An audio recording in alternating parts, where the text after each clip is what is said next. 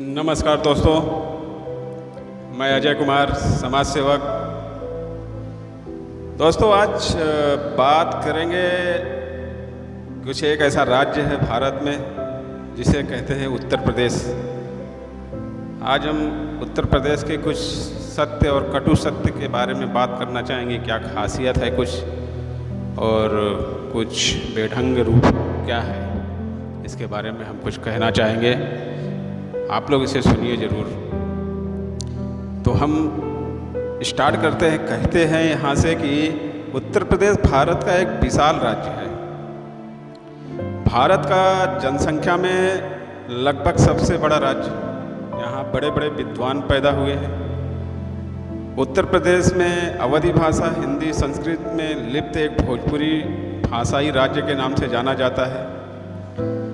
संक्षेप में यूपी कहा जाने वाला प्रदेश है। इसमें सबसे अधिक बोली जाने वाली अवधी और ब्रज भाषाएं हैं और बहुत ही मिठास है इन भाषाओं में और बहुत ही सुंदर राज्य है। वैसे हर राज्य को अपनी मातृभाषा प्रिय होती है, जिनमें से यूपी में बोली जाने वाली भाषा भी बहुत ही सरल है और आनंदमय देने वाली भाषा है, जो कि भारत के किसी भी राज्य के व्यक्ति यहाँ की भाषा आसानी से समझ सकते हैं और बोल भी सकते हैं।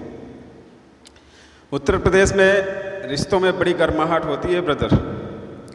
छोटे बड़ों के रिश्तों में बचपन से रिस्पेक्ट सिखाया जाता है।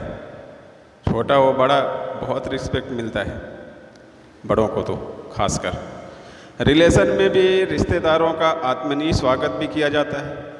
बहुत रिस्पेक्ट दिया जाता है।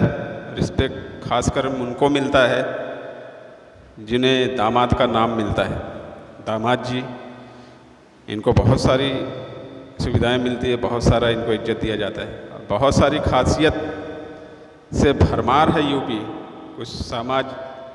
कुछ सामाजिक भेदभाव के कारण भी और कुछ आनंदमय तीर्थ स्थलों के द्वारा भी। यूपी कुछ सामाजिक भेदभाव के द्वारा जबरदस्त अपने चर्चा में रहता है, लेकिन यहाँ यूपी एक ऐसा राज्य है जहाँ सर्वधर्म के लोग शांति से रहते हैं, अधिकतर शांति से रहते हैं। सर्वधर्म के धागे में पिरोया हुआ है हमारा उत्तर प्रदेश।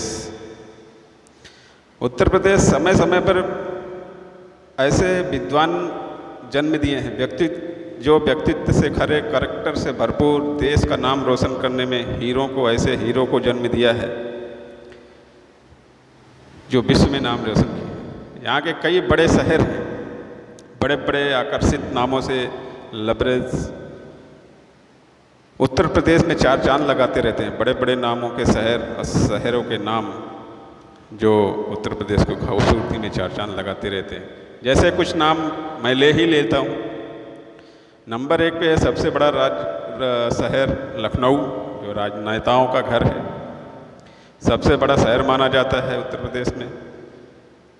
और दूसरा तो बहुत ही सुंदर है प्रयागराज, राज्य की यूनिवर्सिटी। गंगा जमुना यहीं पे मिलन होता है। इसके आगे गंगा जी बहती हैं और देश की यूनिवर्सिटी भी यहीं मिलती है। तीसरा है कानपुर, बहुत ही कभी नामी गिरामी शहरों में नाम इनका होता था। आगरा, इटावा, चित्रकूट, वाराणसी, गोरखपुर, नोएडा, जौनपुर, मथुरा, अयोध्या, बरेली, सुल्तानपुर, बुलंदशहर, गाजियाबाद, मेरठ, बस्ती, सीतापुर, एटा, सहारनपुर, जो कि उत्तर प्रदेश को विकसित करने में ये शहर दिन रात लगे हुए हैं। लेकिन कुछ राजनीतिक चक्करों के जंजाल में, राजनीतिक जंजाल के चक्कर में राज्यों को, शहरों को जितना विकसित होना चाहिए था उतना नहीं हुआ, नहीं किया गया। राज्य की जनता दूसरे राज्यों में रोजी रोटी के लिए, राज्य की जनता दूसरे राज्यों में रोजी रोटी के चक्कर में पलायन को मजबूर है। राजनीतिक गंदी सोच के कारण हमारा उत्तर प्रदेश लाचार और मजबूर है। देश के दूसरे समृद्ध राज्यों द्वारा उत्तर प्रदेश के लोगों को अपमानित किया जाता है, बार बार किया जाता है, और हमारी अनशिक्षित जनता लाचार है और बेबस है। यह सब सहन करती है और सहन करने को मजबूर होती रहती है। फिर भी राजनेताओं के कान पर जूं नहीं रेंगती, जूं तक नहीं रेंगती, कभी भी नहीं, कि जनता हमारी, इनकी स्वाभिमान को खिलवाड़ किया जाता है। कभी सोचते नहीं कि जनता की समृद्धि के लिए कि शहरों को विकसित करें और इनके जीवन में यापन के लिए कुछ किया जाए, करें खास, और शहरों को बड़े बड़े में इंडस्ट्रियल में कन्वर्ट करके उनके लिए रोजगार उपस्थित करें। आइए अब हम और एक सबसे बड़े मूल कारण पर बात करते हैं। उत्तर प्रदेश में आपस में सहयोग और सपोर्ट तो बिल्कुल ही नहीं है। आपस में सहयोग और सपोर्ट तो है ही नहीं। घरों में, बाहर हो, और बड़े छोटों के पद में काफ़ी मनमुटाव होता है, काफ़ी मतभेद होते हैं, विचारों में काफ़ी तल्लीनता है, या चाहे परंपराओं के आधुनिक उनके नियमों से बंधा हुआ हो, या फिर अपनी शक्ति प्रदर्शन के कारण। पद का और बड़ा होने का अहंकार बहुत ज़्यादा है। उम्र से बड़े हो तो और ज़्यादा ही इसका फ़ायदा उठाया जाता है। हमेशा छोटों को दबा कर रखा जाता है, हमेशा छोटों को दब कर रहना, चुप रहना सिखाया जाता है। बड़ों के बीच में उठना बैठना तो उनका बिल्कुल ही परहेज है। और कुछ माता पिता तो अधिकतर अपने बच्चों को खासकर बहुत केयर करते हैं, अपने बच्चों की भविष्य की चिंता करते हैं, उनकी शिक्षा, उनकी कैरियर के बारे में बहुत ज़्यादा सोचते हैं, उनको आगे बढ़ाने में आज़ाद छोड़ते हैं, और उनको डॉक्टर या इंजीनियर या IAS या IPS बनाकर ही छोड़ते हैं, उनकी ज़िंदगी बना डालते हैं, और वही बच्चे देश में जाके नाम रोशन करते हैं। ये है यूपी की पहचान। और दूसरी तरफ एक बड़ा तबका है जो शिक्षा पर ध्यान नहीं देता, जो कि बच्चों के बैल बुद्धि सोच को अग्रसित करते हैं, खेती कराते हैं, दूसरे सारे काम कराते हैं। वही बाप ऐसा सोचते हैं कि हमारा बच्चा हमसे आगे ना निकल जाए, बच्चों के शिक्षा पर ध्यान नहीं देंगे, उनको देश के नई सोच पे जाने नहीं देते। कुछ बच्चे अगर नया कुछ बोलना चाहते हैं, कुछ करना चाहते हैं, तो उनको करने नहीं देते। उनको डर रहता है कि हमारा बच्चा हमसे आगे ना निकल जाए और हमारी इज्जत चली जाएगी समाज में। उनको सांसारिक नॉलेज से और अपने गुरूर हट से वंचित रखते हैं अपने बच्चों को। वही यही चाहते हैं कि सिर्फ मैं जो चाहूँ बच्चा वही करे। इस तरह से एनर्जी भरे बच्चों को विकसित होने से रोक देते हैं। हमेशा बच्चों को दबाते और कोसते रहते हैं। यही सोचते हैं कि बड़ा होगा हमें कमा के देगा। इच्छाएं तो बहुत रखते हैं, बट उसको आगे विकसित होने नहीं देते। उसके दिमाग और बुद्धि को, शारीरिक मानसिक जो है उसको विकसित नहीं होने देते। उसको या कोसते रहते हैं कि तू कुछ नहीं कर जानता, तू कुछ नहीं कर सकता। वो बच्चा जब तक साबित ना कर दे कि वाकई में वह कुछ नहीं कर सकता, वह किसी के काबिल नहीं है, तब तक उनको उनकी उन माताओं पिताओं के मन में उन्हें चैन और संतोष नहीं मिलता। उनको तभी चैन और सुकून मिलता है जब उनका बच्चा उनके सामने चुपचाप बैलों की तरह मुंडी सर नीचा करके आगे पीछे लेफ्ट राइट चलता रहे। बहुत आनंद आता है तब उनको। वे बच्चों को हमेशा अपने से नीचा देखना चाहते हैं। यह है थर्ड क्लास सोच। इतनी दबी हुई सोच से बच्चों को आगे कैसे बढ़ाया जा सकता है?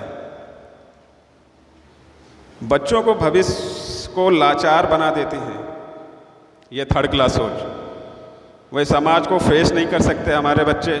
उनको किसी भी क्षेत्र में, किसी भी क्षेत्र का अगर नॉलेज ही नहीं होगा तो वो क्या करेंगे? वे कुछ नहीं कर सकते।